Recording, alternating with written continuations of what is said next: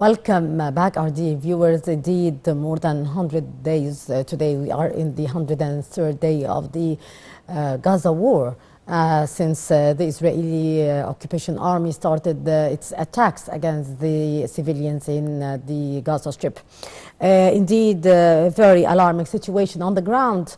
To shed more light on the issue, we are very much delighted to be joined over the phone by Ambassador Ayman Mushraffa, former Assistant Foreign Minister. Good morning, Mr. Ambassador. Hello, sir. Hello. Good morning. Yes, Mr. Ambassador.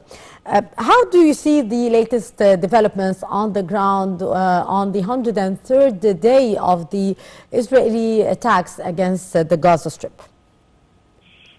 I didn't see any change on the Israeli intention to destroy the Gaza Strip and to continue its plan of aggression.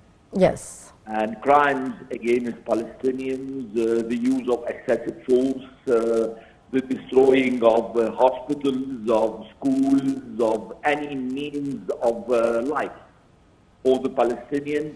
And I think they do have a plan to transform the Gaza Strip to unlivable place. And according to International Relief Agency, already 80% of the infrastructure of the Gaza Strip has been destroyed, 75% of the homes, around 90% of the schools, and you have more than 2 million displaced people. Yes. Also, the Palestinian Health Ministry reported that the death toll in the territory had surpassed 24,000, still with international silence against these massacres by the Israelis. Do you believe that this would witness any change in the coming days, because the situation is becoming very catastrophic with no humanitarian aid to a great extent enough to the people in Gaza? So what's your take on that, Mr. Ambassador? Actually, the death toll is not 24,000. Yes. You have 24,000, you have around 10,000 unaccounted for, buried under the rubble. So even the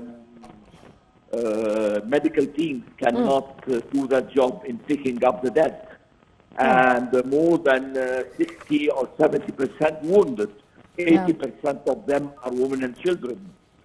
So the death toll is catastrophic. And at the same time, the aid agency cannot assimilate the right amount of aid to the Palestinians. Because, I mean, there is an Israeli reluctance in establishing a mechanism for the flow of aid through the Egyptian border or other borders. Before the aggression, the Gaza Strip was having more than 1,000 trucks per day. Right now, what is delivered is less than 10%, despite the Egyptian effort to put Al Arish airport and all the Egyptian port and the Rafah crossing border on the disposal of the relief agency to try to alleviate the suffering of the Palestinians. We do not see any Israeli intention to stop the aggression, to let the aid flow freely and to help the remaining Palestinians to survive.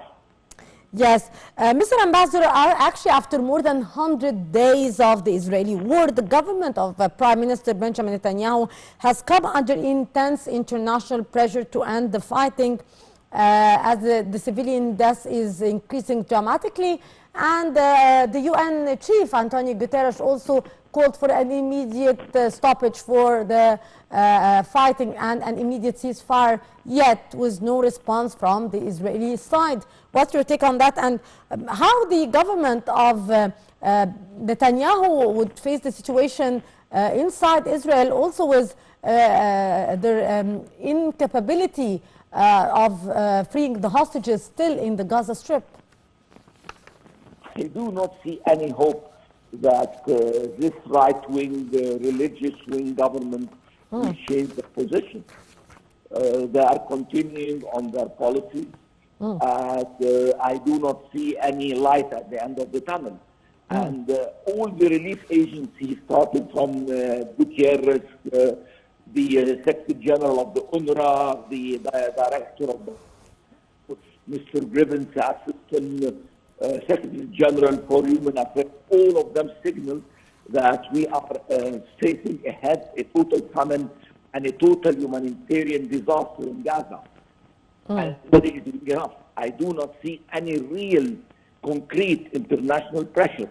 We should move to phase 2, like to put sanction on Israel, like economic sanction, like any kind of concrete pressure. Yes. But not only just verbal talk and statements. Yes, indeed. Actually, the resistance and people in Gaza are setting an example in confronting the forces of the Israeli occupation.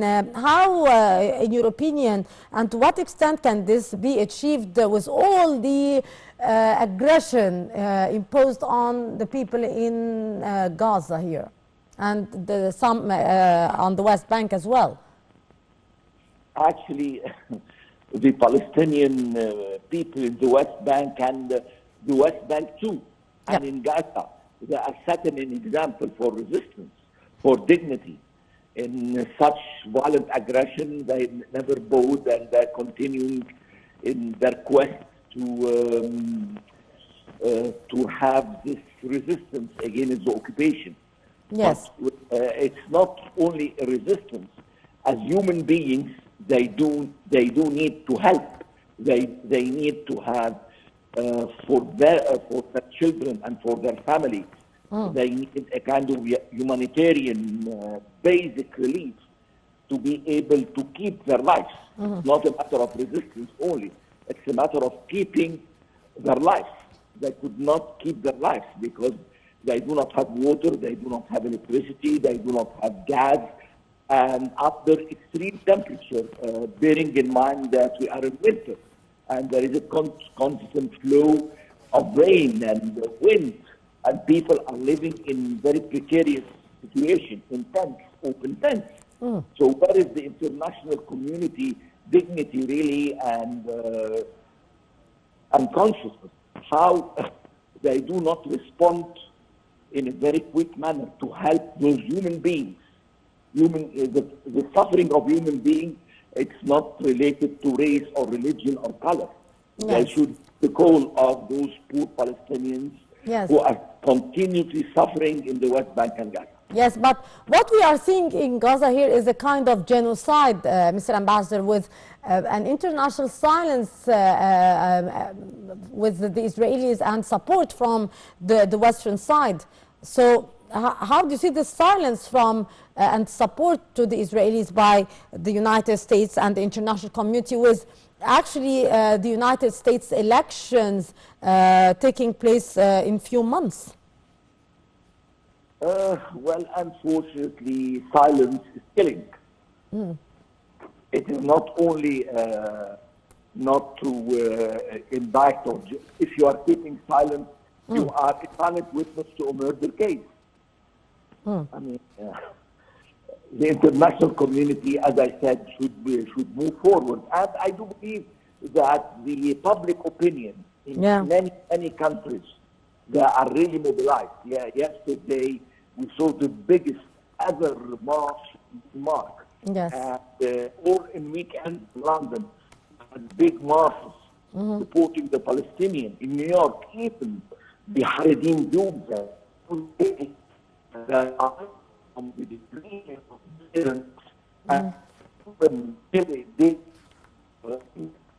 I think too that the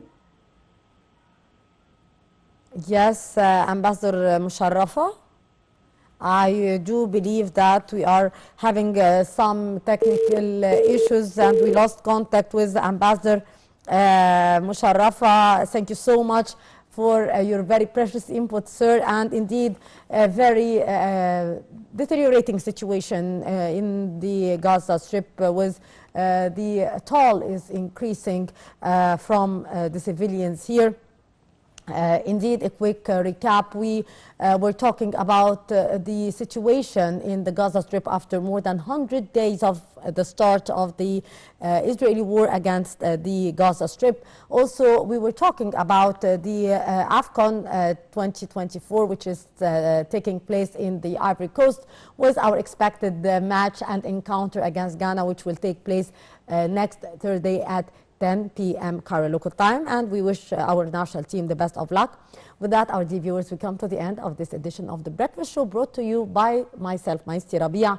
And till tomorrow with another crew, it's goodbye, and wishing all our dear viewers a good day. Thank you for watching.